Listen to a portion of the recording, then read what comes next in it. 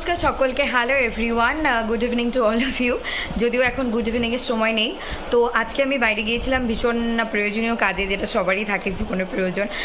তো সেই জন্য কোনো লং ভিডিও নিয়ে আসতে পারলাম না এবং পড়াশোনা সংক্রান্ত কোনো বিষয় শেয়ার করতে পারলাম না। I am sorry for that. আগামীকাল আমরা লাইভে আসছি সন্ধ্যা 7টা থেকে 8টার মধ্যে। আমরা আগামীকাল লাইভে আসছি এবং অনেক কিছু দরকারি বিষয় নিয়ে আলোচনা করবো, আর অবশ্যই পড়াশোনার বিষয় তো আমাদের থাকছেই।